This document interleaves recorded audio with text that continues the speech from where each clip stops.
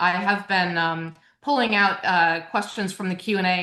So let me go to one that just came in. This is around geopolitics, and the question is around: are there non-US regions where our companies are confident or nervous about the potential for AI and cyber? There's a comment about activity in the Caribbean or Venezuela, Ecuador, Israel, natural gas resources collaboration. So you just touched on that a little bit, both of you actually.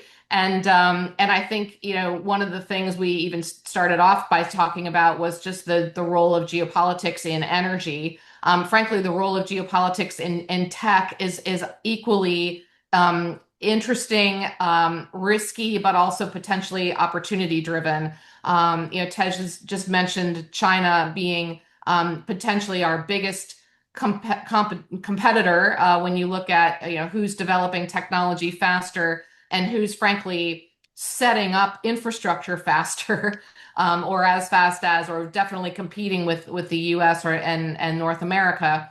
But when you guys look at other areas, other countries, what kind of stands out? And maybe I would just say that I think, coming at it from a Shell perspective, clearly Europe has been much more focused on the energy transition and has aimed quite a bit more human capital and depending on how you slice it, possibly financial capital, at adopting technologies faster. Maybe not at developing technologies, but adopting technologies faster. I think in some ways that puts them a little bit ahead in terms of their overall population, sort of the public's understanding and acceptance of new energy and the energy transition.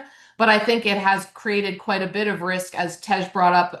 He said, I watched Germany, right? Germany switched off their nuclear reactors. And then, shortly after that, they're in a major, major energy crisis and frankly still are. And so, yeah, let's throw that open a little bit more around geopolitics, specific countries where you see trends moving and what maybe as a board director we would want to watch for. Tej, go ahead. Yeah, I can take a first step. So, I mean, a couple of examples of other places to really keep an eye on. I've already mentioned China. I think about Australia. Our company is Australian owned, and they're on a very, very significant kick on putting more renewables in, because they have access to it. It's abundant, lots of sun, lots of wind.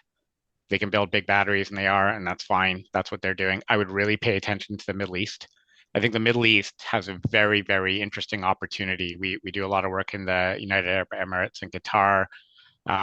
They are building mega projects, and they are leveraging their energy resources, and they're leveraging their knowledge of supply chains to get that energy out to market. So is there a possibility, I think it's coming right now, of, the deserts of Qatar, massive amounts of solar that are then converted to hydrogen or ammonia, and those products being shipped through their existing supply chains and contract knowledge? I think so. I think they not only want to provide their own geopolitical security, but they want to export it to the rest of the world. We are, by the way, in the era of exportable renewables. I think of it that way. The hydrogen molecule can be created from electricity. It's expensive, but that price point is coming down as well. So, leverage security, but also do export. I think the UK is another example. The UK has 16 operational nuclear plants right now. About 10 of them are due to be decommissioned by 2030. The UK is going to go through a massive resurgence of nuclear energy. They've already appointed Rolls-Royce, the same folks who make the beautiful cars. Rolls-Royce is going to be building small modular reactors for the UK, and they'll be building additional big gigawatt scale plants as well. And that's an energy security play. And it's a very profound one, and it will change the nature of the energy spectrum in the UK.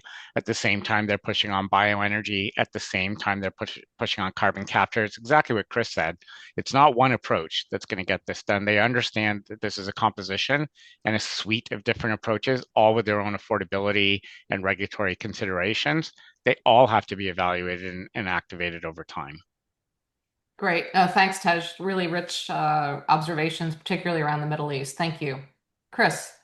Yeah, rather than repeat, I'll maybe touch on a couple of tangential points. I think that on the AI space, I mean, certainly what we're seeing from a customer standpoint, I think folks want the power, they want it now. That's going to drive to natural gas fired turbines, and they want, I'm broadly speaking, this is of course exceptions, US centric right now, where you can link all those things together. So I think that's where you're going to see AI first. This other comment that was in the chat, though, on the same question is around cyber. Cyber is something, and I'm sure all the directors on the phone know this. This is something, and maybe this is a conversation that was probably started 5 years before, but this is absolutely a topic that everybody has to keep top of mind. You see the stories in the paper of companies getting hacked into. I think it was the Colonial Pipeline a few years ago. I've learned so much about this space just in the last maybe 5 years. I've been with the company. I've moved into more senior roles.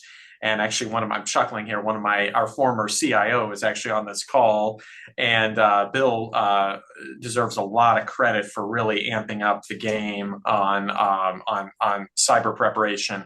Every company needs to be thinking about that, and I think the increase in AI is just going to make that even more of something we need to be mindful of.